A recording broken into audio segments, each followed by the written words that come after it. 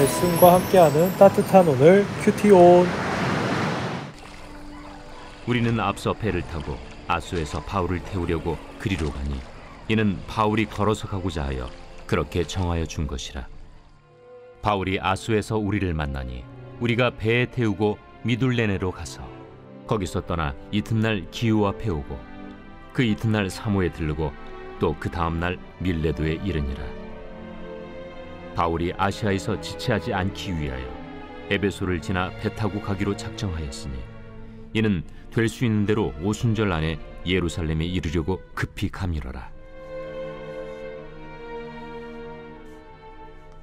바울이 밀레도에서 사람을 에베소로 보내어 교회 장로들을 청하니 오매 그들에게 말하되, 아시아에 들어온 첫날부터 지금까지 내가 항상 여러분 가운데서 어떻게 행하였는지를 여러분도 아는 바니 곧 모든 겸손과 눈물이며 유대인의 관계로 말미암아 당한 시험을 참고 주를 섬긴 것과 유익한 것은 무엇이든지 공중 앞에서나 각 집에서나 거리낌이 없이 여러분에게 전하여 가르치고 유대인과 헬라인들에게 하나님께 대한 회개와 우리 주 예수 그리스도께 대한 믿음을 증언한 것이라.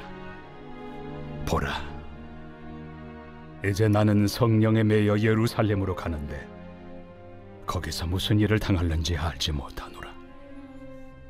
오직 성령이 각성에서 내게 증언하여 결박과 환난이 나를 기다린다 하시나 내가 달려갈 길과 주 예수께 받은 사명 곧 하나님의 은혜의 복음을 증언하는 일을 마치려 하면은 나의 생명조차 조금도 귀한 것으로 여기지 아니하노라.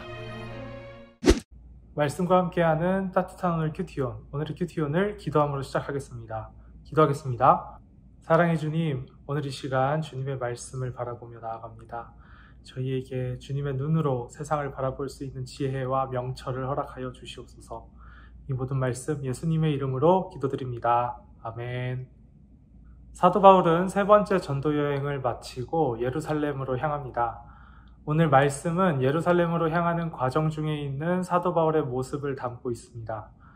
그리스도인으로서 복음을 전하기 위해 한 번만 하기도 어려운 것을 무려 3번씩이나 수고 속에서 험난한 전도의 여정을 마친 사도 바울입니다. 돌아오는 길만큼은 충분한 휴식이 필요해 보이는데 왠지 사도 바울은 분주해 보입니다. 16절 말씀을 보면 오순절 안에 예루살렘에 도착하기 위해서 애를 쓰는 그의 모습을 볼 수 있습니다. 예루살렘에 무슨 기대가 되는 일이 숨겨져 있어서 하루라도 빨리 그 길을 재촉하는 것일까요?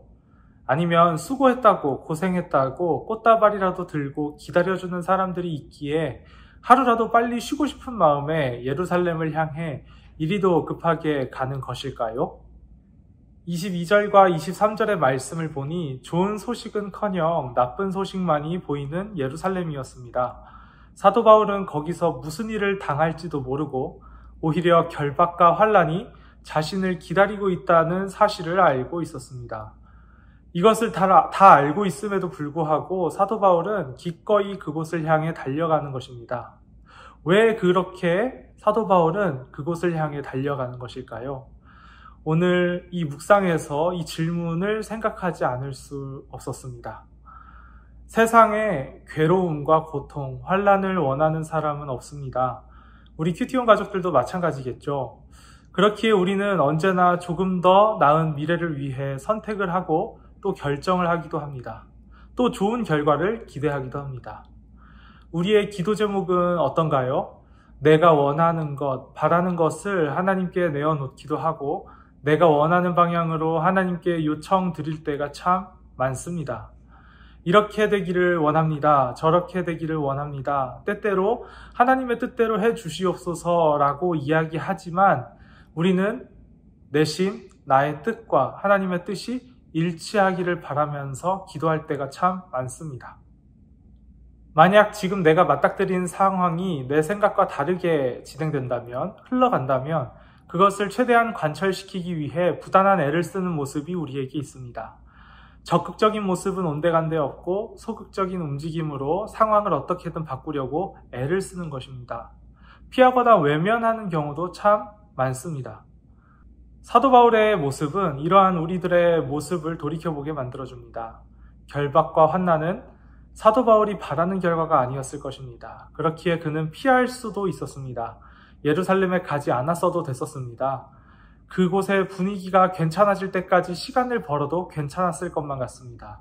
그런데 그는 시간을 지체하지 않고 기꺼이 예루살렘을 향해 갑니다.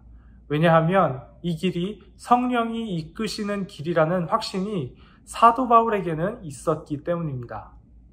성령의 부르심 앞에서 그는 시간을 지체하지 않았습니다. 우리도 성령의 부르심 앞에서 시간을 지체하지 않을 수 있습니다.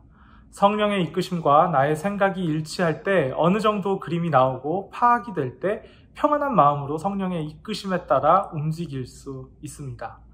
그러나 성령이 이끄심과 나의 생각이 일치하지 않을 때, 거기서 무슨 일을 당할지 모를 때 우리는 성령의 부르심을 피하거나 외면하는 경우가 생기게 됩니다. 우리에게는 어느덧 나에게 좋은 일만 있어야 한다는 이상한 공식이 생겼는지도 모르겠습니다. 나에게 조금이라도 안 좋은 일이 생긴다면 그것은 곧 하나님이 일하시지 않는 것처럼 생각하게 될 때도 있을지 모르겠습니다.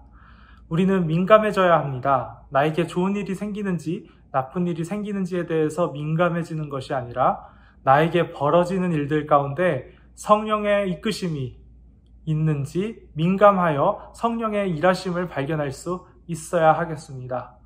만약 아침에 큐티온을 보는 분이 계시다면 오늘은 어떤 일들이 기다리고 있는지, 하루의 마무리로 큐티온을 보시는 분이라면 오늘 하루는 어떤 일들이 있으셨는지 궁금합니다.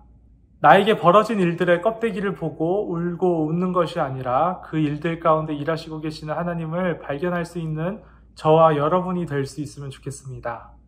기도하지 않으면, 하나님께 묻지 않으면 알 수 없기에 오늘도 우리는 기도를 해야 합니다. 하나님, 오늘도 저에게 말씀하여 주옵소서. 그리고 하나님의 말씀이 내 생각과 다를지라도 외면하지 않고 적극적으로 하나님의 말씀을 따라 살아갈 수 있게 하여 주옵소서. 이렇게 기도할 수 있는 우리가 되었으면 좋겠습니다. 오늘의 묵상 질문입니다. 성령의 이끄심에 따라 살아가고 있나요? 묵상 질문을 가지고 오늘의 나를 바라보며 더욱 깊은 묵상의 자리로 나아가는, 기도의 자리로 나아가는 저와 여러분 될 수 있기를 소망합니다. 기도하겠습니다.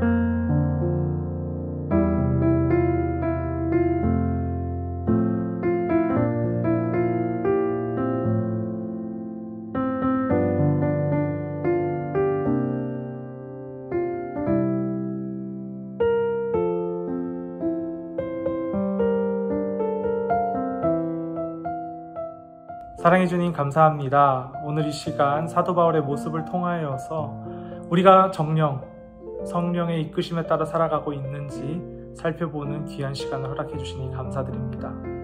우리는 그동안 나의 필요에 따라 기도를 하였고 필요에 민감하였습니다.